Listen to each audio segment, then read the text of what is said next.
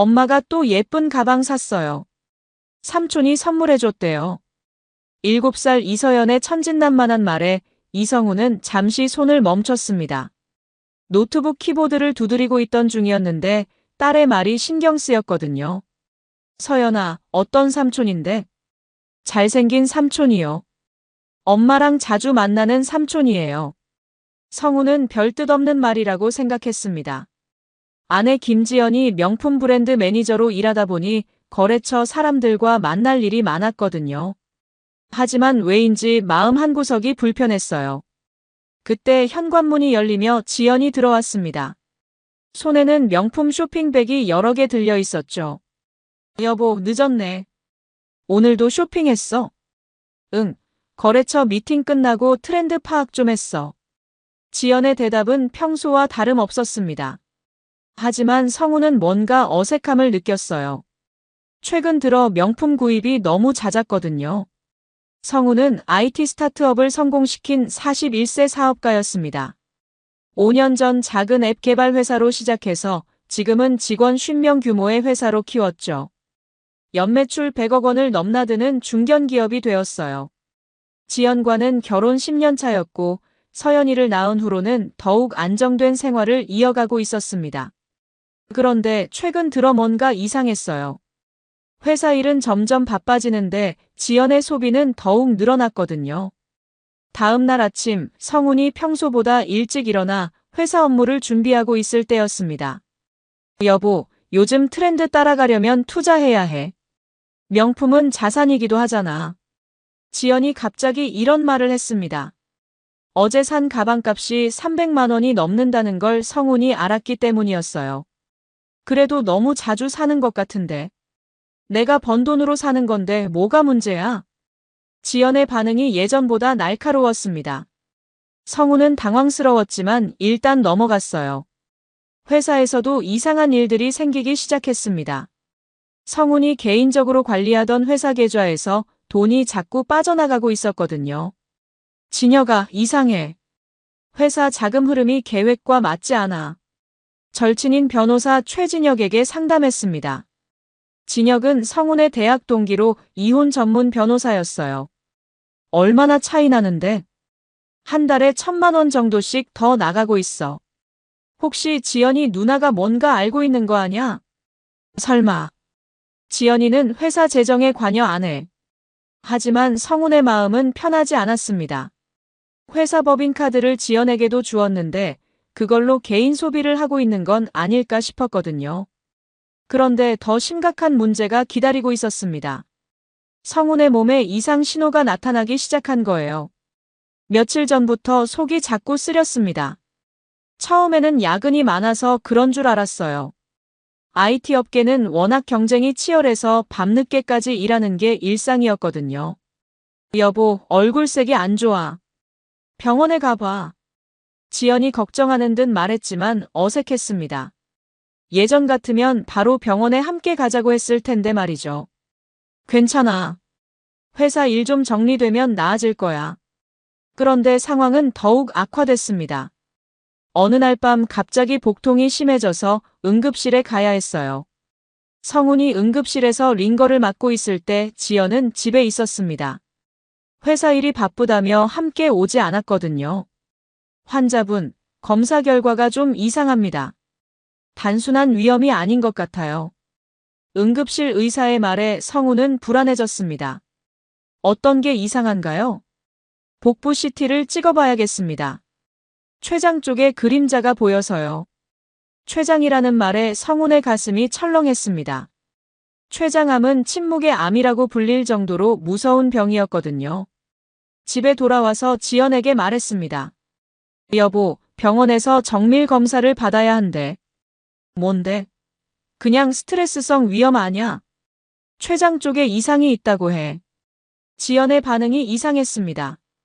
걱정하기보다는 귀찮아하는 기색이 역력했어요. 회사 일 좀 줄이면 안 돼? 몸도 안 좋은데. 그 말을 듣고 성우는 뭔가 서운했습니다. 아내라면 남편의 건강을 더 걱정해야 하는 거 아닌가요? 다음 날 정밀 검사를 받으러 병원에 갔습니다. 혼자 갔어요. 지연은 중요한 미팅이 있다며 함께 오지 않았거든요. 검사를 받는 동안 성우는 여러 생각이 들었습니다. 만약 정말 큰 병이라면 어떻게 해야 할까? 회사는 어떻게 되고 가족은 어떻게 돌봐야 할까? 그런데 더 이상한 일이 생겼습니다. 검사를 받고 집에 돌아오는 길에 지연이 전화를 했어요. 여보, 미안한데 오늘 밤늦게 들어갈 것 같아. 거래처 회식이 있어서. 또, 요즘 너무 자주 늦지 않아? 어쩔 수 없어. 일이니까. 성우는 의심스러웠지만 일단 넘어갔습니다. 하지만 마음 한구석에서는 불안감이 계속 커져갔어요. 그날 밤 서연이와 둘이서 저녁을 먹으면서 대화를 나눴습니다. 아빠, 엄마가 요즘 자주 안 와요. 그래? 엄마가 일이 바쁘나 봐. 네, 그런데 잘생긴 삼촌이랑 자주 만난대요. 성훈의 심장이 빨리 뛰기 시작했습니다. 7살 아이가 거짓말을 할 리는 없겠죠. 서연아, 그 삼촌을 어디서 봤어? 카페에서요. 엄마랑 같이 있었어요. 성훈은 점점 불안해졌습니다. 혹시 지연이 정말 다른 남자와 만나고 있는 건 아닐까? 일주일 후, 드디어 검사 결과가 나왔습니다. 병원에서 가능한 한 빨리 오라고 연락이 왔어요. 성우는 가슴이 두근거렸습니다. 좋은 소식이기를 바라면서도 한편으로는 불안했거든요. 병원으로 향하는 길에 지연에게 전화했습니다. 여보, 병원 검사 결과 나왔어. 같이 가줄 수 있어? 미안해. 지금 중요한 미팅 중이야. 결과 듣고 연락해. 지연의 차가운 반응에 성우는 더욱 서글펐습니다. 10년을 함께 산 부부인데 이렇게 무관심할 수 있을까요? 병원에 도착해서 의사 앞에 앉았습니다. 선생님의 표정이 심각해 보였어요. 검사 결과가 어떻게 나왔나요? 의사 선생님은 잠시 망설이더니 입을 열었습니다. 췌장에 종양이 발견됐습니다. 악성으로 판정됩니다. 그 순간 성훈의 머릿속이 하얘졌습니다. 췌장암이라는 말이 믿어지지 않았거든요. 그럼 암이라는 뜻인가요? 네, 췌장암 2기로 진단됩니다. 즉시 수술이 필요한 상황입니다. 성우는 숨을 쉬기 어려웠습니다. 41세의 암이라니. 아직 해야 할 일이 너무 많은데. 수술은 언제 해야 하나요? 가능한 한 빨리 하는 게 좋겠습니다. 다음 주 안에 입원 일정을 잡아야겠어요. 성우는 어떻게 병원을 나왔는지도 기억나지 않았습니다. 주차장에서 한참을 멍하니 앉아 있었어요. 어떻게 지연에게 이 사실을 말해야 할까? 회사는 어떻게 해야 하고 서연이는 어떻게 돌봐야 할까? 집으로 가는 길에 성우는 여러 번 울었습니다. 인생에서 가장 큰 시련이 닥친 거였거든요. 집에 도착하니 지연이 거실에서 TV를 보고 있었습니다. 평소와 다름없는 모습이었어요. 여보, 중요한 얘기가 있어. 뭔데? 그렇게 심각해? 병원에서 검사 결과가 나왔는데. 그래서? 성우는 깊게 숨을 들이쉬고 말했습니다. 췌장암 2기래. 수술을 해야 한대. 그 말을 듣는 순간 지연의 표정이 변했습니다. 하지만 예상했던 반응과는 달랐어요. 잠깐 앉아봐. 나도 할 말이 있어. 성우는 무슨 말인지 궁금했습니다. 혹시 함께 극복해보자는 말일까요? 하지만 지연의 다음 말은 성훈을 더 큰 충격에 빠뜨렸습니다. 여보, 더 이상 못 참겠어. 이미 결심했어. 무슨 말이야? 우리 이혼하자. 이혼? 내가 암 진단받았다고 했는데 지금 이혼 얘기를 하는 거야? 성우는 귀를 의심했습니다. 아내가 정말 이런 말을 한 게 맞나요? 성우나, 미안해. 하지만 이미 결심한 일이야. 지연의 목소리에는 조금의 망설임도 없었습니다. 마치 오래전부터 계획해온 일처럼 들렸어요.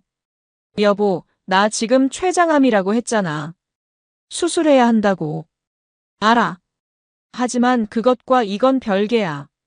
성우는 믿을 수 없었습니다. 10년을 함께 산 아내가 이렇게 차갑게 나올 줄은 몰랐거든요.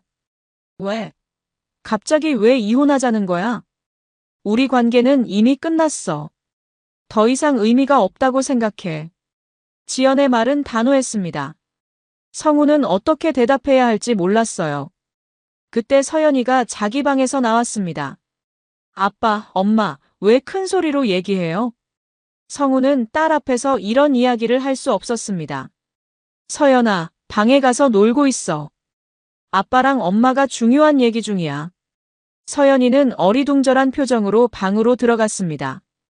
성우는 다시 지연을 바라봤어요. 여보, 제발 다시 생각해봐. 내가 지금 혼자서는 힘들어. 그래서 더 안 되겠어. 나도 내 인생이 있어. 무슨 말이야? 우리가 가족 아니야? 가족이라고 해서 평생 함께 살아야 하는 건 아니잖아. 성우는 지연의 변한 모습에 충격받았습니다. 예전에 따뜻했던 아내는 어디 갔을까요? 혹시 다른 남자라도 있는 거야? 성훈이 조심스럽게 물어봤습니다. 서연이의 말이 계속 마음에 걸렸거든요. 무슨 소리야? 그냥 더 이상 함께 살 수 없을 것 같아서. 하지만 지연의 대답은 확신이 없어 보였습니다. 그날 밤 성우는 잠을 이루지 못했습니다. 암 진단도 충격적이었지만 아내의 이혼 요구가 더 큰 상처였어요. 다음 날 아침 지연이 서류를 내밀었습니다. 이혼 서류야. 변호사한테 맡겨서 만들었어. 벌써? 언제 준비한 거야? 며칠 전부터 준비했어. 성우는 더욱 당황했습니다. 자신이 암 진단받기도 전에 이미 이혼을 준비하고 있었다는 거잖아요. 재산은 어떻게 하자는 거야? 반반으로 나누자. 그리고 서연이는 내가 키울게. 성훈의 심장이 철렁 내려앉았습니다. 딸까지 빼앗기는 거였거든요. 왜 서연이를 내가 키워야 해? 아빠가 아픈 상황에서 아이를 제대로 돌볼 수 있겠어? 지연의 말에 성우는 할 말이 없었습니다.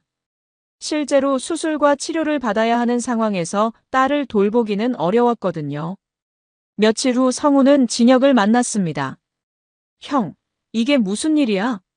지연이 누나가 갑자기 이혼하자고. 나도 믿을 수 없어. 내가 암 진단받았다고 했는데 바로 이혼 서류를 내밀더라. 뭔가 이상해. 너무 준비가 철저한 것 같은데? 나도 그런 생각이 들어. 마치 미리 계획해 놓은 것처럼. 진혁은 변호사답게 냉정하게 분석했어요. 형, 혹시 다른 남자 있는 거 아냐? 너무 확신에 차 있어. 서연이가 잘생긴 삼촌 얘기를 하긴 했는데. 그럼 확실히 수상해. 한번 알아봐야겠어. 하지만 성우는 그럴 여유가 없었습니다. 수술 날짜가 잡혔거든요. 병원에서 수술 전 상담을 받았습니다. 수술 시간은 약 6시간 정도 예상됩니다. 췌장 일부를 제거해야 해요. 위험하지 않나요? 췌장 수술은 까다로운 편입니다. 하지만 최선을 다하겠어요. 성우는 불안했지만 어쩔 수 없었어요. 살기 위해서는 수술을 받아야 했거든요. 보호자 서명이 필요한데 부인분은 어디 계세요? 이혼 수속 중이라 혼자 왔습니다. 간호사가 안타까운 표정을 지었습니다. 이런 큰 수술을 혼자 받는 환자는 드물었거든요. 그날 저녁 지연에게 마지막으로 부탁해봤습니다. 여보, 수술 날까지만 기다려줄 수 없을까? 혼자서는 정말 힘들 것 같아. 미안해. 이미 결정한 일이야. 빨리 서명해줘. 지연은 끝까지 냉정했습니다. 성우는 결국 이혼 서류에 서명했어요. 선택의 여지가 없었거든요. 수술 전날 밤 성우는 병원에 혼자 입원했습니다. 다른 환자들은 가족이 와서 밤새 곁에 있어줬는데 성훈만 혼자였어요. 진혁이 문병을 왔습니다. 형, 괜찮아? 무섭긴 하지만 어쩔 수 없지. 서연이는? 지연이가 데려갔어. 당분간 못 볼 것 같아. 진혁의 눈에 눈물이 맺혔습니다. 형, 꼭 이겨내. 내가 도울 수 있는 건 다 도울게. 고마워. 정말 고마워. 수술 당일 아침 성우는 수술복으로 갈아입었습니다. 수술실로 가기 전 마지막으로 서연이에게 전화했어요. 서연아, 아빠야. 아빠, 언제 와요? 아빠가 병원에서 치료받고 있어. 조금 기다려줘. 엄마가 아빠는 당분간 못 온다고 했어요. 성훈의 가슴이 아팠습니다. 서연아, 아빠가 빨리 나아서 갈게. 착하게 지내고 있어. 네, 아빠. 얼른 나으세요. 전화를 끊고 성훈은 수술실로 향했습니다. 전신마취가 시작되면서 성훈의 의식이 사라져갔어요. 마지막으로 생각한 건 서연이었습니다. 6시간 후 성훈은 회복실에서 깨어났습니다. 몸 전체가 아팠지만 살아있다는 게 감사했어요. 수술은 성공적으로 끝났습니다. 이제 회복에 집중하시면 돼요. 의사 선생님의 말에 성훈은 안도했습니다.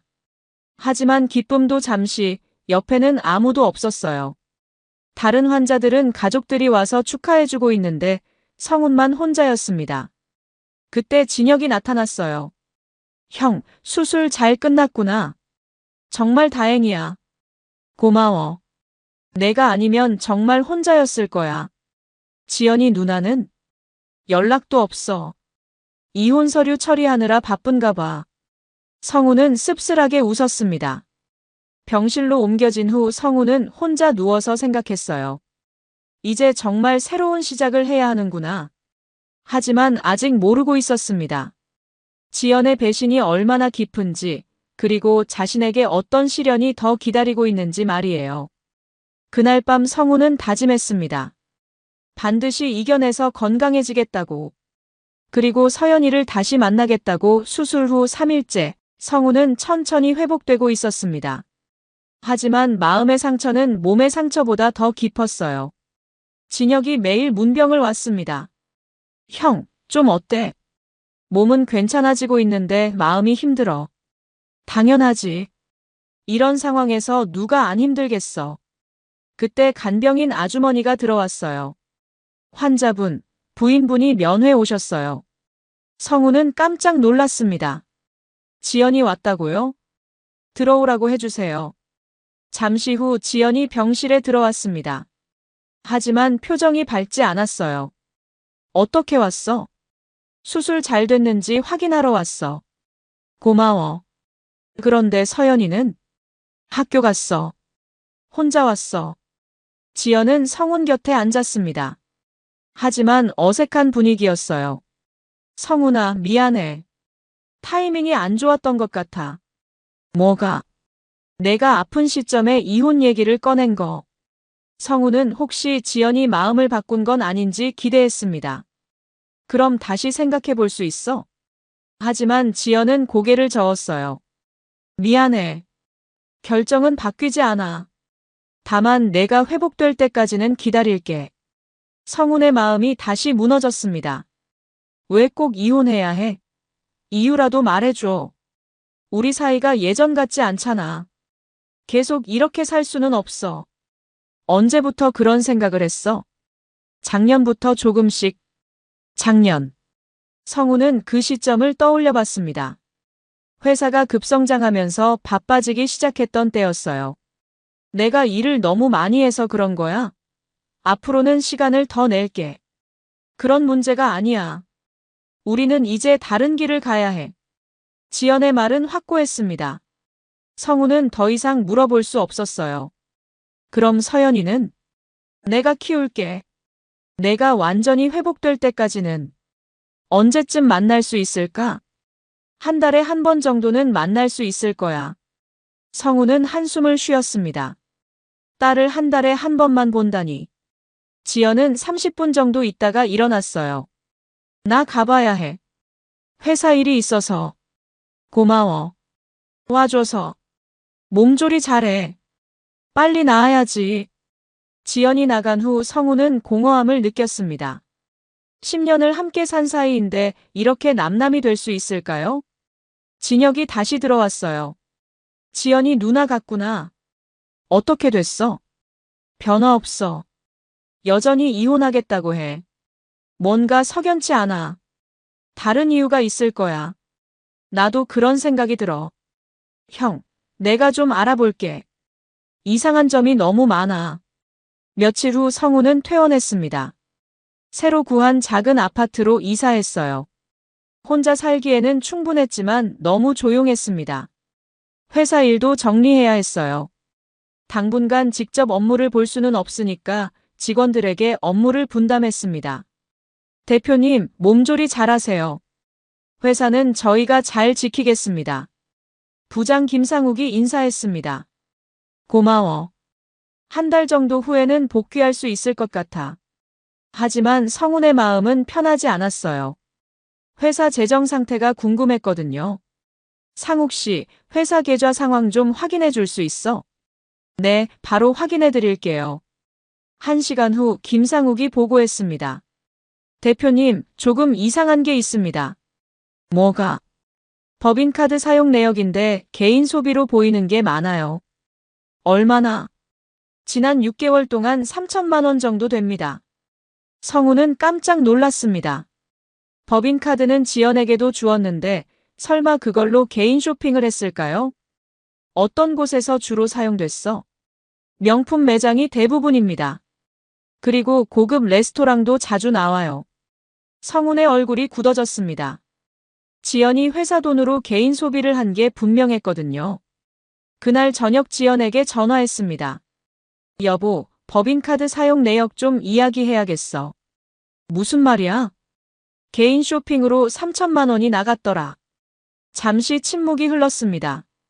미안해. 나중에 갚을게. 왜 말하지 않았어? 깜빡했어. 회사 일이라고 생각하고 썼는데. 고급 레스토랑에서 뭔 회사 일을 해? 지연은 대답하지 않았습니다. 그리고 누구랑 같이 갔는지도 궁금해. 혼자 갔어. 성우는 거짓말이라는 걸 직감했습니다. 여보, 솔직히 말해줘. 다른 남자라도 있는 거야? 또 한 번 침묵이 흘렀어요. 없어. 그런 거 아니야. 하지만 지연의 목소리에는 확신이 없었습니다. 전화를 끊고 성우는 복잡한 심경이었어요. 점점 의심이 커져가고 있었거든요. 다음 날 진혁이 찾아왔습니다. 형, 좀 심각한 얘기가 있어.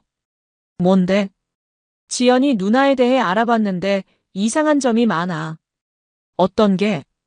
회사 동료들 말로는 요 몇 달 동안 남자랑 자주 만났대. 성훈의 가슴이 철렁했습니다. 누구야? 잘 모르겠대. 다른 회사 사람인 것 같다고 해. 그럼 정말 바람 피우고 있는 거네. 아직 확실하지 않아. 좀 더 알아봐야겠어. 하지만 성훈은 이미 확신하고 있었습니다. 모든 상황이 그쪽으로 맞아떨어졌거든요. 그날 밤 서연이와 통화했어요. 아빠, 언제 와요? 아빠가 아직 아파서 조금 더 기다려야 해. 네, 근데 엄마가 삼촌이랑 자주 만나요. 어떤 삼촌? 잘생긴 삼촌이요. 엄마가 좋아하는 것 같아요. 성훈의 심장이 빨리 뛰었습니다. 7살 아이의 말이지만 너무 구체적이었어요. 서연아, 그 삼촌을 어디서 봤어? 집에도 왔었어요. 엄마랑 같이.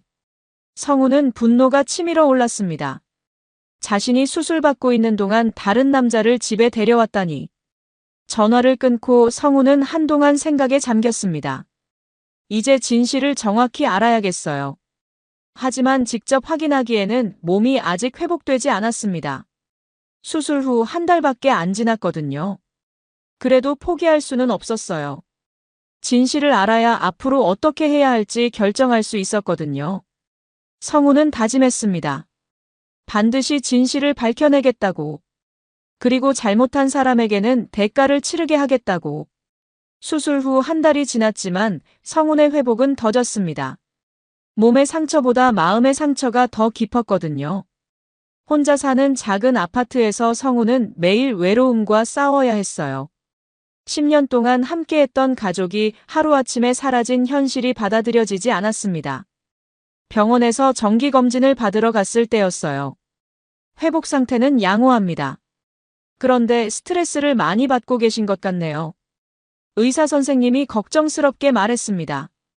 좀 힘든 일이 있어서요. 항암 치료도 시작해야 하는데 정신적으로 안정을 취하는 게 중요해요. 네, 노력해 보겠습니다. 하지만 어떻게 마음의 평안을 찾을 수 있을까요? 아내는 떠났고 딸도 만날 수 없는 상황인데. 집으로 돌아오는 길에 진혁에게서 전화가 왔어요. 형, 어디야? 중요한 얘기가 있어. 집에 가고 있어. 무슨 일인데? 전화로는 말아. 기 어려워. 만나자. 30분 후 진혁이 성훈의 집에 왔습니다. 표정이 심각했어요. 형, 앉아봐. 충격적인 얘기를 해야겠어. 뭔데 그렇게 심각해? 지연이 누나 일이야. 확실한 증거를 잡았어. 성훈의 가슴이 두근거리기 시작했습니다. 어떤 증거? 사진이야. 다른 남자랑 호텔에 들어가는 모습. 진혁이 핸드폰을 보여줬습니다. 사진 속에는 지연과 모르는 남자가 친밀하게 걸어가는 모습이 찍혀 있었어요. 언제 찍은 거야? 어제야. 내가 직접 봤어. 성우는 사진을 보면서 현실감이 없었습니다. 정말 지연이 바람을 피우고 있었던 거예요. 그 남자가 누구야? 알아봤는데 박민우라는 사람이야. 대기업 부장이래. 성우는 이름을 들어봤습니다. 어디서 들었던 것 같은데? 혹시 기혼자야? 응, 부인하고 아이도 있어. 성우는 더욱 화가 났습니다. 기혼자와 불륜을 저지르고 있었던 거잖아요. 얼마나 오래된 일일까? 정확하지는 않지만 작년부터인 것 같아. 그럼 내가 아프기 훨씬 전부터였네. 성우는 모든 퍼즐이 맞춰지는 걸 느꼈습니다. 지연의 갑작스러운 태도 변화, 명품 소비 증가, 그리고 이혼 요구까지. 형, 이제 어떻게 할 거야? 모르겠어. 너무 충격이 커서. 법적으로 대응할 수 있어. 불륜에 대한 위자료도 청구할 수 있고. 하지만 성우는 당장 그럴 여유가 없었습니다. 항암 치료도 시작해야 하고 회사 일도 정리해야 했거든요. 일단 치료부터 받자. 그 다음에 생각해 볼게. 다음 주부터 항암 치료가 시작됐습니다. 병원에 혼자 가서 치료받는 게 너무 외로웠어요. 다른 환자들은 가족이 함께 와서 돌봐주는데 성훈만 항상 혼자였습니다. 가족분은 어디 계세요? 간병인이 물어봤습니다. 혼자 왔어요. 혼자요? 이런 치료를 혼자 받으세요? 어쩔 수 없어요. 간병인의 동정어린 시선이 성훈에게는 더 아팠습니다. 첫 항암 치료 후 부작용이 시작됐어요. 속이 메스꺼워서 음식을 먹을 수 없었습니다. 집에서 혼자 토하면서 성훈은 생각했어요. 이렇게 혼자 죽어가는 건 아닐까? 그때 서연이에게서 전화가 왔어요. 아빠, 어떻게 지내세요? 아빠는 괜찮아. 서연이는? 엄마가 삼촌이랑 결혼할 거래요. 성우는 깜짝 놀랐습니다. 누가 그런 말을 했어? 엄마가 그랬어요. 새아빠가 생긴다고 했어요. 성훈의 가슴이 찢어지는 것 같았습니다. 아직 이혼도 정식으로 끝나지 않았는데 벌써 재혼 얘기를 하다니. 서연아, 아빠는 항상 서연이를 사랑해. 그거 알지? 네, 알아요. 근데 아빠 언제 와요? 아빠가 빨리 나아서 갈게. 전화를 끊고 성우는 분노가 치밀어 올랐습니다. 자신이 혼자 항암 치료를 받고 있는 동안 지연은 재혼 준비를 하고 있었던 거예요. 다음 날 지연에게 전화했습니다. 여보, 서연이한테 재혼 얘기를 했다며? 응, 미리 말해두는 게 좋을 것 같아서. 아직 이혼도 정식으로 끝나지 않았는데. 곧 끝날 일이잖아. 누구랑 재혼하는 건데? 지연은 잠시 망설이더니 대답했어요. 박민우라는 사람이야. 성우는 이미 알고 있는 이름이었지만 직접 듣니 더욱 화가 났습니다. 언제부터 만났어? 그게 중요해? 물론 중요하지. 우리가 결혼한 상태에서 다른 남자를 만났잖아. 이제 끝난 일이야. 더 이상 추궁하지 마. 지연은 일방적으로 전화를 끊어버렸습니다. 성우는 진혁에게 연락했어요. 진혁아, 더 이상 참을 수 없어. 법적 대응을 하자. 그래, 형. 이제 적극적으로 대응해야 해. 뭘 할 수 있어? 일단 불륜 증거를 더 모아야 해. 그리고 회사 돈 횡령한 것도 정리하고. 횡령? 법인카드로 개인 소비한 거 말이야. 이것도 충분히 횡령이야. 성우는 그제서야 상황의 심각성을 깨달았습니다. 지연이 단순히 바람을 핀 게 아니라 회사 돈까지 빼돌렸던 거예요. 2차 항암 치료를 받으면서 성우는 결심했습니다. 반드시 건강해져서 잘못한 사람들에게 대가를 치르게 하겠다고. 하지만 치료는 갈수록 힘들어졌어요. 몸무게가 10kg이나 빠졌고 머리카락도 빠지기 시작했습니다. 거울을 보면 완전히 다른 사람 같았어요. 야위고 창백한 얼굴에 없어진 머리카락. 그래도 포기할 수는 없었습니다. 서연이를 다시 만나야 했고 잘못한 사람들에게 정의를 실현해야 했거든요. 3차 항암 치료를 받던 날 병원에서 우연히 지연을 봤습니다. 박민우와 함께 있었어요. 성우는 화가 났지만 참았습니다. 아직 때가 아니었거든요. 하지만 그들의 행복해 보이는 모습을 보면서 더욱 분노가 치밀어 올랐어요. 자신은 이렇게 고생하고 있는데 저들은 행복하게 지내고 있다니. 그날 밤 성우는 다짐했습니다. 반드시 이겨내서 복수하겠다고. 합법적이고 정당한 방법으로 말이에요. 4차 항암 치료가 끝나갈 무렵 성훈의 몸은 많이 상해 있었습니다. 하지만 의지만큼은 더욱 강해져 있었어요. 형, 많이 힘들어 보여. 진혁이 걱정스럽게 말했습니다. 괜찮아. 이제 절반 정도 왔어. 정말 대단해. 이 모든 걸 혼자서 해내다니. 혼자가 아니야. 내가 있잖아. 성우는 진혁에게 고마웠습니다. 가족보다 더 큰 힘이 되어주고 있었거든요. 그런데 더 충격적인 사실을 알게 됐어요. 지연이 임신했다는 소식이었습니다. 진혁이 조심스럽게 말했어요. 형, 지연이 누나가 임신했대. 뭐? 박민우 아이를 임신했다고 해. 성우는 믿을 수 없었습니다. 이혼도 정식으로 끝나지 않은 상태에서 다른 남자아이를 임신하다니. 언제쯤 임신한 거야? 2개월 정도 된 것 같아. 그럼 내가 수술 받을 때쯤이네. 성우는 더욱 화가 났습니다. 자신이 생사를 오가며 수술 받을 때 지연은 다른 남자와 아이를 만들고 있었던 거예요. 이제 정말 끝이야. 더 이상 용서할 수 없어. 형, 충분히 화낼 만해. 이제 본격적으로 대응하자. 성우는 마지막 항암 치료를 받으면서 복수 계획을 세웠습니다. 건강해지면 모든 걸 되찾겠다고 다짐했어요. 마지막 항암 치료를 받고 한 달이 지났을 때 성우는 많이 회복되어 있었습니다. 체중도 조금씩 늘기 시작했고 기력도 돌아왔어요. 그날 병원에서 정기 검진을 받으러 가는 길이었습니다. 버스 정류장에서 기다리고 있는데 맞은편 카페에서 익숙한 모습이 보였어요. 지연이었습니다. 그런데 혼자가 아니었어요. 30대 중반으로 보이는 남자와 함께 앉아 있었습니다. 성우는 숨어서 지켜봤어요. 두 사람은 매우 친밀해 보였습니다. 손을 잡고 있었고 지연은 행복한 표정을 지으며 웃고 있었어요. 저 남자가 박민우구나. 성우는 직감했습니다. 카페에서 나온 두 사람은 근처 주차장으로 향했어요. 박민우가 지연의 배를 쓰다듬는 모습도 보였습니다. 임신한 배를 만지는 것 같았어요. 성우는 분노가 치밀어 올랐지만 참았습니다. 지금은 증거를 수집할 때였거든요. 핸드폰으로 사진을 몇 장 찍었어요. 얼굴이 선명하게 나오도록 조심스럽게 촬영했습니다. 집에 돌아와서 진혁에게 연락했어요. 진혁아, 오늘 현장을 직접 봤어. 뭘? 지연이랑 박민우가 만나는 걸. 사진도 찍었어. 정말?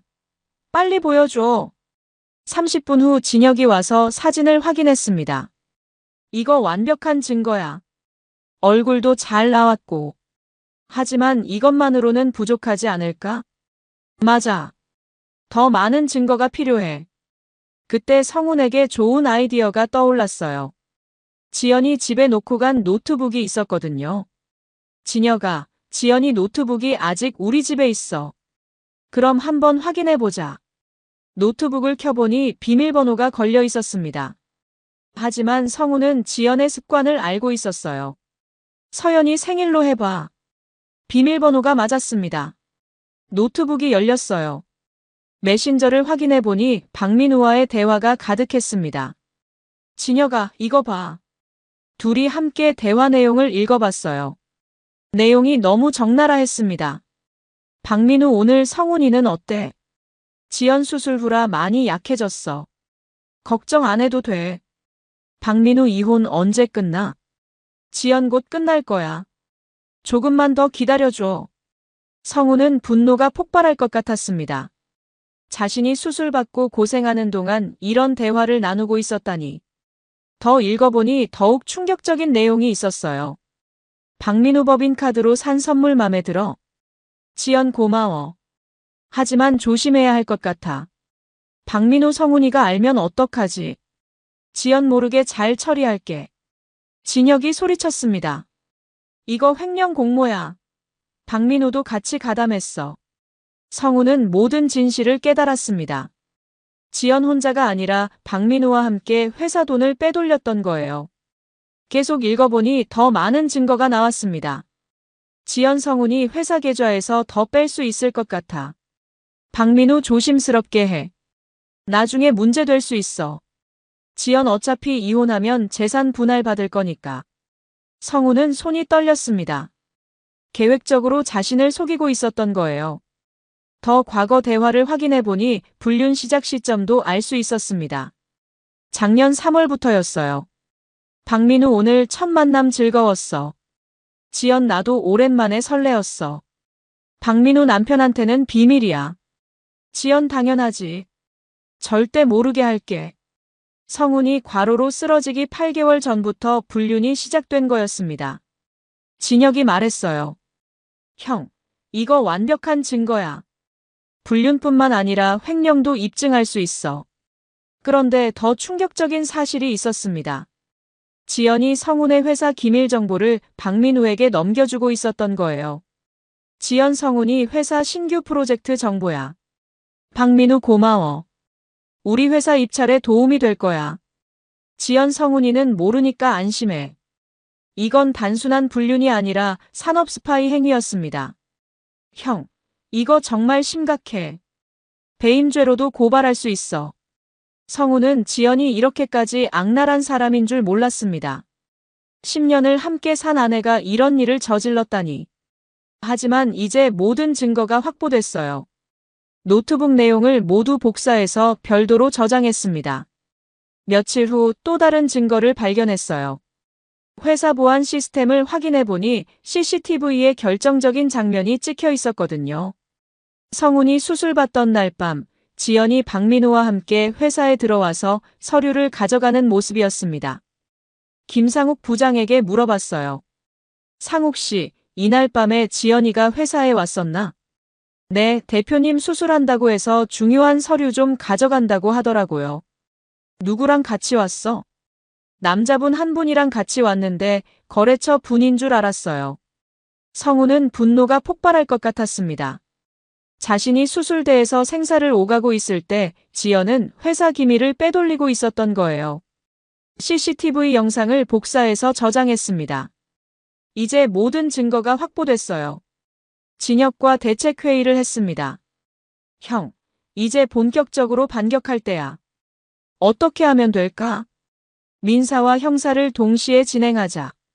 위자료도 청구하고 횡령과 배임으로 고발도 하고. 성훈은 결심했습니다. 더 이상 참을 수 없었어요. 하지만 아직 한 가지 더 확인하고 싶은 게 있었습니다. 박민우의 정체와 그의 회사에서의 지위였어요. 인터넷으로 검색해보니 박민우는 대기업 부장으로 공개적인 인물이었습니다. 회사 홈페이지에도 사진이 올라가 있었어요. 기혼자였고 아내와 아들이 하나 있었습니다. 완전한 가정 파괴범이었던 거예요. 성훈은 모든 진실을 알고 나서 오히려 마음이 편해졌습니다. 이제 무엇을 해야 할지 분명해졌거든요. 그날 밤 성훈은 서연이에게 전화했어요. 서연아, 아빠야. 아빠, 언제 와요? 곧 갈게. 아빠가 완전히 나았어. 정말요? 기뻐요. 서연아, 아빠가 항상 서연이를 사랑한다는 거 알지? 네, 알아요. 성훈은 다짐했습니다. 반드시 딸을 되찾고 잘못한 사람들에게 정당한 대가를 치르게 하겠다고. 이제 진짜 전쟁이 시작되는 거였어요. 모든 증거를 확보한 성우는 치밀한 계획을 세우기 시작했습니다. 마지막 항암 치료가 끝나고 몸도 많이 회복되었거든요. 진혁과 함께 법무사무소에서 전략 회의를 했어요. 형, 이제 어떤 순서로 진행할까? 일단 민사부터 시작하자. 이혼 무효 소송을 먼저 내고. 이혼 무효가 가능해? 충분해. 사기 결혼이었으니까. 지연이가 불륜을 숨기고 이혼을 강요했잖아. 성우는 진혁의 설명을 들으며 희망을 느꼈습니다. 그럼 재산 분할도 다시 할 수 있어? 당연하지. 오히려 지연이가 횡령한 돈까지 배상해야 해. 회계사를 불러서 정확한 피해 규모를 계산했어요. 지연이 법인카드로 개인 소비한 금액이 5천만 원에 달했습니다. 여기에 박민우에게 넘겨준 회사 기밀로 인한 손해까지 계산하면 2억 원이 넘었어요. 형, 이거 배임죄로 실형도 가능해. 정말? 회사 기밀을 외부에 유출한 건 중죄야. 최소 2년은 받을 거야. 성우는 만족스러웠습니다. 합법적인 방법으로 완벽한 복수가 가능한 거였어요. 며칠 후 첫 번째 폭탄을 터뜨렸습니다. 이혼 무효 소송을 법원에 제출한 거예요. 지연에게 소장이 배달됐다는 연락을 받고 진혁이 웃었습니다. 형, 지연이 누나가 완전히 당황했을 거야. 당연하지.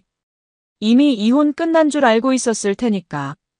실제로 그날 저녁 지연에게서 전화가 왔어요. 성훈아, 이게 뭐야? 이혼 무효 소송이라니. 내가 속았으니까 당연히 무효지. 무슨 소리야? 우리 합의하에 이혼한 거잖아. 합의? 너 바람 피우면서 나한테 속임수 쓴 거 다 알고 있어. 지연은 잠시 말이 없었습니다. 뭘 안다는 거야?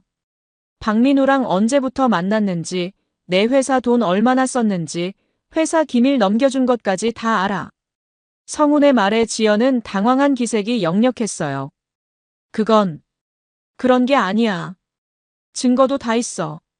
노트북 메시지, CCTV 영상, 카드 사용 내역까지. 지연은 더 이상 변명하지 못했습니다. 성훈아, 제발 이해해줘. 나도 어쩔 수 없는 상황이었어. 어쩔 수 없다고. 내가 수술 받을 때 다른 남자 아이 임신하는 게 어쩔 수 없는 거야? 지연은 울음을 터뜨렸어요. 미안해. 정말 미안해. 미안하다고 되는 게 아니야. 이제 법정에서 만나자. 성우는 일방적으로 전화를 끊었습니다. 다음 주에 두 번째 폭탄을 준비했어요. 박민우를 횡령과 배임죄로 고발하는 거였습니다. 진혁이 고발장을 작성했어요. 형, 박민우는 회사에서 어떤 지위야? 부장이래. 꽤 높은 자리에 있어. 그럼 더 충격이 클 거야. 이런 스캔들이 터지면 바로 해고될걸. 성우는 박민우의 회사에 익명으로 제보도 했습니다. 부장이 다른 회사 기밀을 빼내려고 기혼 여성과 불륜을 저질렀다는 내용이었어요. 며칠 후 박민우 회사에서 내부 조사가 시작됐다는 소식을 들었습니다. 진혁이 정보를 가져왔어요. 형, 박민우가 회사에서 대기 발령 받았대. 벌써? 불륜 스캔들이 터지면서 회사 이미지에 타격이 크다고 판단한 것 같아. 성우는 첫 번째 성과에 만족했습니다. 한편 지연도 곤란한 상황에 처했어요. 임신 중인 상태에서 법정 다툼을 벌여야 했거든요. 박민우가 지연에게 연락했다는 소식도 들었습니다. 박민우 이 상황을 어떻게 해결할 거야? 지연 모르겠어. 성훈이가 모든 걸 알고 있어. 박민우 내 회사에서도 문제가 됐어. 해고당할 수도 있어. 지연 그럼 우리 결혼은 어떻게 해? 둘 사이에 균열이 생기기 시작한 거예요. 성우는 세 번째 공격을 준비했습니다.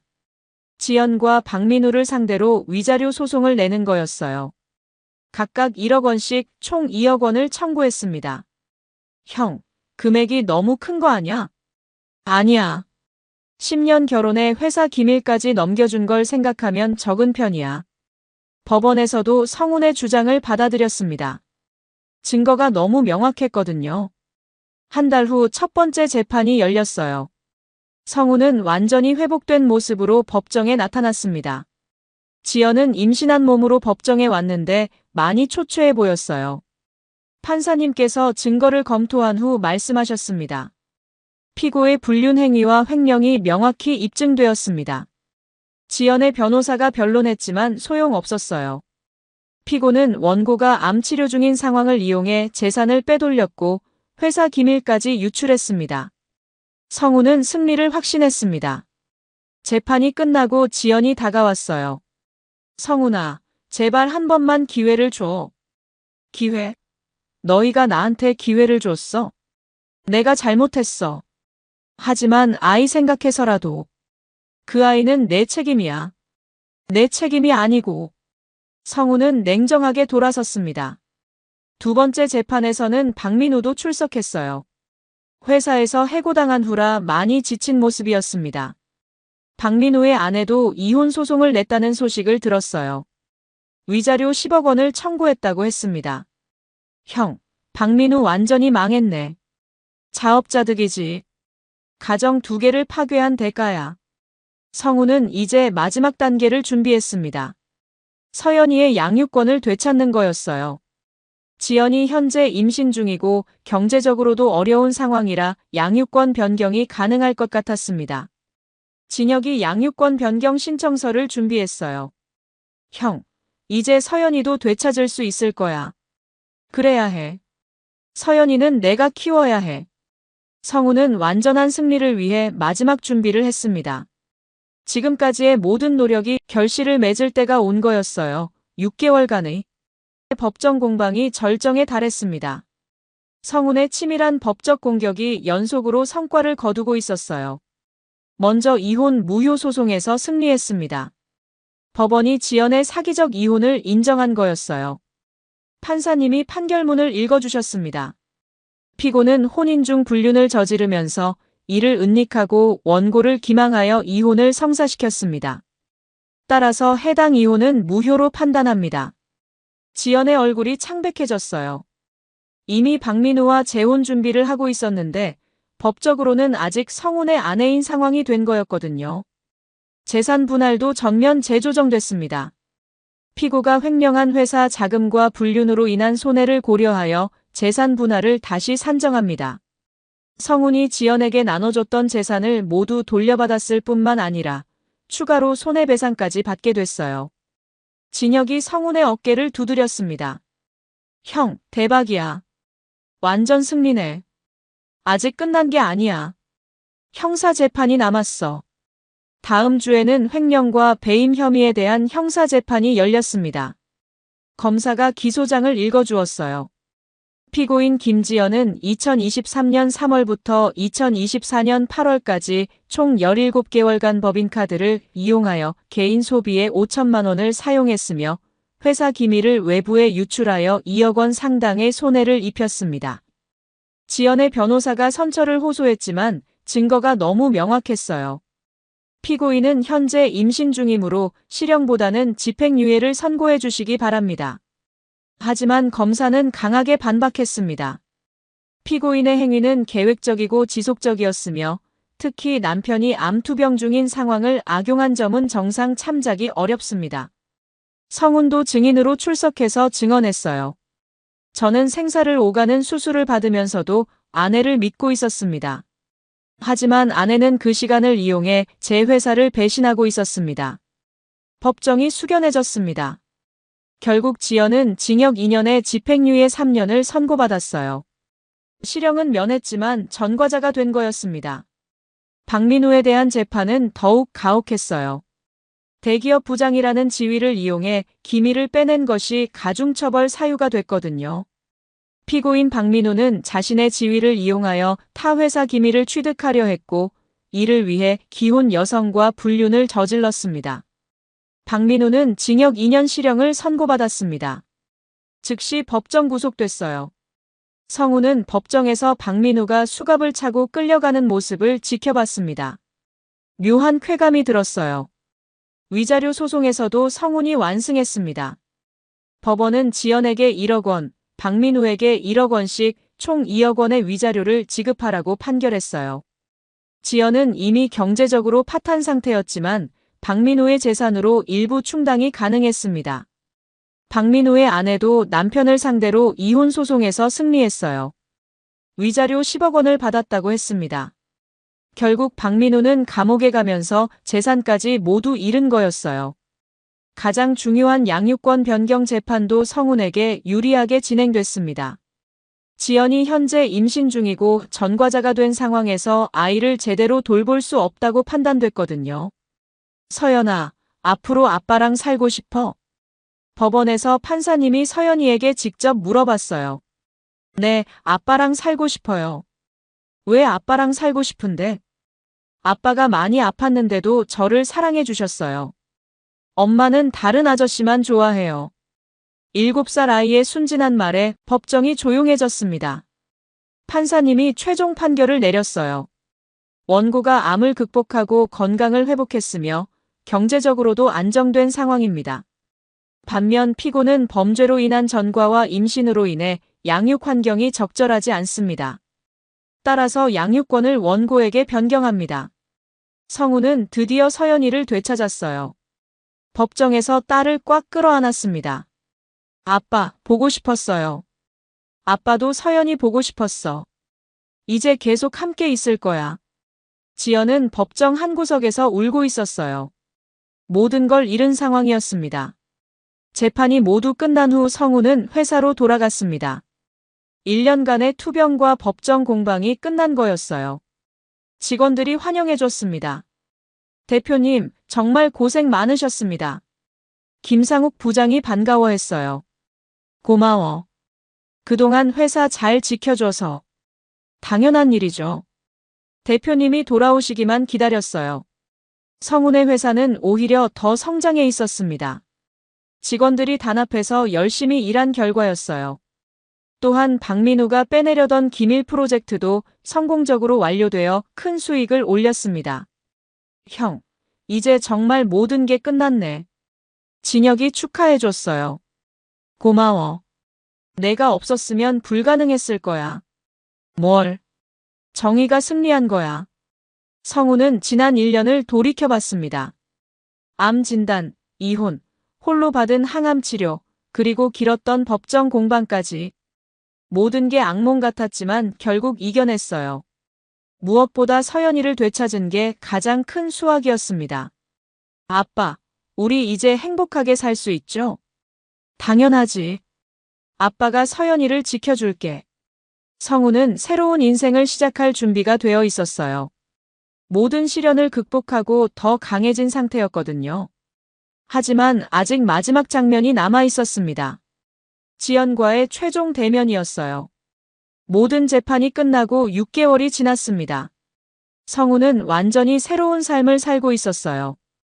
회사는 더욱 성장해서 직원이 80명까지 늘었습니다. 매출도 200억 원을 돌파했어요. 서연이와 함께 새 아파트로 이사도 했습니다. 넓고 밝은 집에서 아버지와 딸이 행복하게 지내고 있었죠. 아빠, 학교에서 그림 그리기 대회에서 1등 했어요. 정말? 우리 서연이가 최고네. 네, 아빠랑 함께 있는 그림을 그렸어요. 성훈은 딸의 그림을 보며 뿌듯했습니다. 아빠와 딸이 손잡고 웃고 있는 모습이었어요. 그때 진혁에게서 연락이 왔습니다. 형, 지연이 누나 소식 들었어? 무슨 일인데? 박민우가 감옥에서 이혼 서류에 서명했대. 지연이 누나랑 완전히 끝난 거야. 성훈은 놀라지 않았습니다. 예상했던 일이었거든요. 그럼 지연이는 어떻게 지내? 혼자서 아이 키우면서 힘들어하고 있대. 일자리도 구하기 어려워서.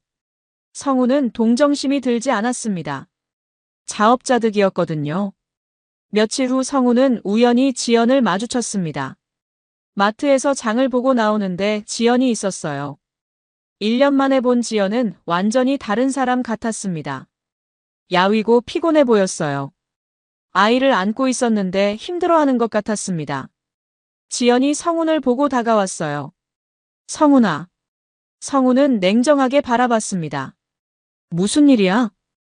잠깐 얘기 좀 할 수 있을까? 할 말 있으면 해. 지연은 눈물을 글썽이며 말했어요.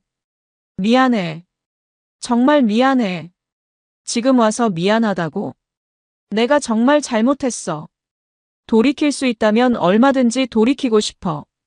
성우는 차가운 표정을 유지했습니다. 이미 늦었어. 되돌릴 수 없는 일들이야. 성훈아, 한 번만 더 기회를 줄 수 없을까? 기회? 너희가 나한테 기회를 줬나? 지연이 울음을 터뜨렸어요. 나 정말 후회하고 있어. 박민호도 나를 버렸어. 그건 내 선택이었잖아. 결과도 내가 감당해야지. 제발 서연이만이라도. 서연이는 이미 내가 키우고 있어. 법원에서 정한 일이야. 지연이 더욱 울었지만 성우는 마음이 움직이지 않았어요. 내가 너한테 암 진단받았다고 했을 때 뭐라고 했는지 기억해? 더 이상 못 참겠다고 했잖아. 그때는 내가 정신이 없었어. 정신이 없었다고? 1년 넘게 바람 피우면서. 성훈의 말에 지연은 할 말이 없었습니다. 지연아, 나는 이제 다른 사람이 됐어. 예전의 성훈이가 아니야. 무슨 말이야? 나를 죽이려고 했던 사람들 때문에 더 강해졌어. 더 이상 누구도 믿지 않아. 성훈이 돌아서려고 하자 지연이 매달렸어요. 성훈아, 제발 용서해줘. 용서? 그건 내가 바랄 일이 아니야. 그럼 어떻게 해야 해? 내 인생은 내가 알아서 해. 나는 이제 상관없어. 성훈은 그대로 떠났습니다. 뒤돌아보지도 않았어요. 집에 돌아와서 서연이가 물어봤습니다. 아빠, 엄마는 언제 와요? 엄마는 이제 안 와. 우리 둘이서 행복하게 살 거야. 네, 좋아요. 아빠랑 있는 게 더 좋아요. 성우는 딸을 꽉 끌어안았습니다.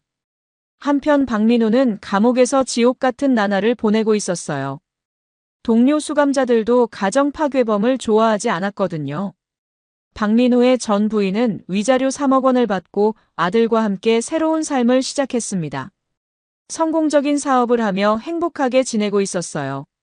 성훈의 회사는 계속 성장했습니다. 1년 후에는 상장을 준비할 정도로 커졌어요.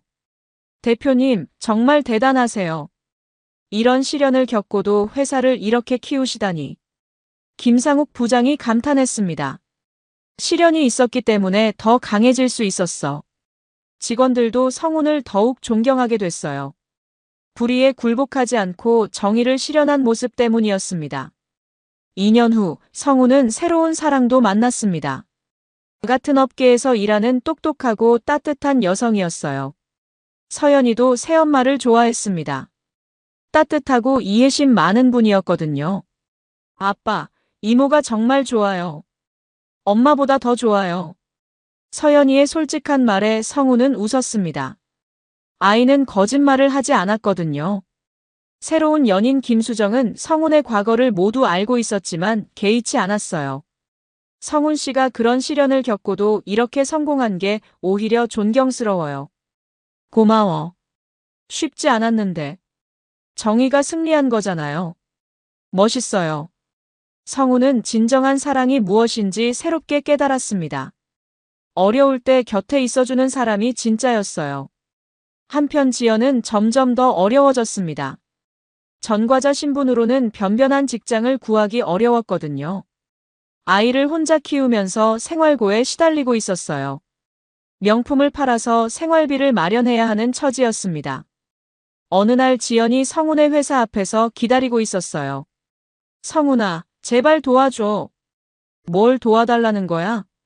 아이 때문에라도 일자리 좀 소개해 줄 수 없을까? 성훈은 냉정하게 답했습니다. 그건 내가 해결해 줄 문제가 아니야. 내가 알아서 해야지. 성훈아, 우리가 10년을 함께 살았잖아. 그 10년을 내가 배신했잖아. 이제 남남이야. 지연이 울면서 매달렸지만 성훈은 흔들리지 않았어요. 정 어렵거나면 사회복지 혜택을 알아봐. 그게 정상적인 방법이야. 성훈은 그대로 회사 안으로 들어갔습니다. 김상욱 부장이 걱정스럽게 물어봤어요. 대표님, 괜찮으세요? 괜찮아. 이미 끝난 일이야. 3년 후 박민우가 출소했다는 소식을 들었습니다. 하지만 그의 인생은 완전히 망가져 있었어요. 전과자에다 나이까지 40이 넘어서 일자리를 구하기 어려웠습니다. 전 부인은 이미 재혼해서 행복하게 살고 있었고 아들과도 연락이 끊어진 상태였어요. 박민우는 결국 일용직 노동자로 전락했습니다. 과거의 영광은 온데간데 없었어요. 지연과도 연락이 되지 않았습니다. 지연 역시 자신의 인생을 정리하느라 바빴거든요. 두 사람 모두 자신들이 뿌린 씨를 거두고 있었어요. 반면 성훈의 삶은 날로 좋아졌습니다. 회사는 성공적으로 상장을 마쳤고 개인 재산도 수백억 원에 달했어요. 서연이는 우수한 학생으로 성장했습니다. 아버지의 사랑을 받으며 밝고 건강하게 자라고 있었어요. 아빠, 저도 커서 아빠처럼 회사를 하고 싶어요. 그래. 서연이가 하고 싶은 일을 하면 돼. 아빠처럼 나쁜 사람들한테 지지 않는 사람이 되고 싶어요. 성우는 딸의 말에 뿌듯했습니다. 자신의 시련이 딸에게도 좋은 교훈이 되었거든요. 5년이 지난 어느 날 성우는 수정과 결혼했습니다. 조용하지만 따뜻한 결혼식이었어요. 서연이가 수정에게 꽃다발을 전해주며 말했습니다. 이모, 아니 엄마, 우리 가족이 되어주셔서 고마워요. 수정은 눈물을 흘리며 서연이를 안아줬어요. 서연아, 엄마가 너를 정말 사랑해. 성우는 진정한 가족을 되찾은 기분이었습니다. 결혼식 후 진혁이 축하 인사를 했어요. 형, 정말 축하해. 모든 고생이 헛되지 않았네. 고마워. 내가 옆에 있어줘서 가능했어. 형이 워낙 강한 사람이야. 존경해. 성우는 과거를 돌이켜봤습니다. 암 진단, 아내의 배신, 홀로 받은 치료, 그리고 길었던 법정 공방까지. 모든 것이 시련이었지만 그 시련이 자신을 더 강하게 만들었어요. 무엇보다 정의가 승리했다는 게 가장 큰 보람이었습니다. 지연과 박민우는 자신들의 잘못에 대한 정당한 대가를 치렀어요. 법적으로도 사회적으로도 경제적으로도 모든 면에서 실패했습니다. 반면 성우는 모든 면에서 성공했어요. 건강도 회복했고 사업도 크게 성공했으며 진정한 가족도 되찾았습니다. 몇 년 후 성우는 우연히 지연의 근황을 들었습니다. 아직도 혼자서 아이를 키우며 어렵게 살고 있다고 했어요. 하지만 성우는 더 이상 관심이 없었습니다. 그건 지연이 선택한 인생이었거든요. 성우는 새로운 가족과 함께 행복한 시간을 보냈습니다. 수정과의 사이에서 아들도 하나 태어났어요. 서연이는 새로운 동생을 무척 예뻐했습니다. 아빠, 우리 가족 정말 행복해요. 그래, 이제 진짜 행복한 가족이야. 성훈의 회사는 계속 성장해서 국내 최고의 IT 기업 중 하나가 됐습니다. 직원들도 300명을 넘어섰어요. 성훈은 가끔 강연을 하기도 했습니다. 시련을 극복하고 성공한 경험을 나누는 거였어요. 어떤 어려움이 와도 포기하지 마세요. 정의는 반드시 승리합니다. 청중들은 성훈의 이야기에 감동받았습니다. 실제로 일어난 일이라서 더욱 설득력이 있었거든요. 10년이 지났을 때 성훈은 모든 것을 잃었다고 할 수 있었습니다. 건강, 성공, 행복한 가족까지. 반면 자신을 배신했던 사람들은 여전히 어려운 삶을 살고 있었어요. 이것이 바로 완벽한 인과응보였습니다. 어느 날 서연이가 대학생이 되었을 때 성훈에게 말했습니다. 아빠, 그때 엄마가 아빠를 버렸을 때 정말 속상했어요. 하지만 지금 생각해보니 그게 더 좋았던 것 같아요. 왜? 진짜 가족의 소중함을 알게 됐거든요. 그리고 아빠가 얼마나 강한 사람인지도 알았어요. 성우는 딸의 말에 뭉클했습니다. 서연아, 힘든 일이 있어도 절대 포기하지 마. 정의는 반드시 이긴다는 걸 기억해. 네, 아빠. 저도 아빠처럼 강한 사람이 될게요. 성우는 자신의 선택이 옳았다는 확신을 가졌습니다. 복수가 아닌 정의를 선택한 것, 그리고 합법적인 방법으로 잘못을 바로잡은 것. 결국 선한 사람이 승리하고 악한 사람은 대가를 치르게 된 거였어요. 그리고 가장 중요한 교훈은 정의는 반드시 승리한다는 것이었습니다. 성우는 새로운 가족과 함께 진정한 행복을 누리며 살아갔어요. 과거의 아픔은 이제 더 이상 아픔이 아니라 자신을 강하게 만든 소중한 경험이 되었습니다.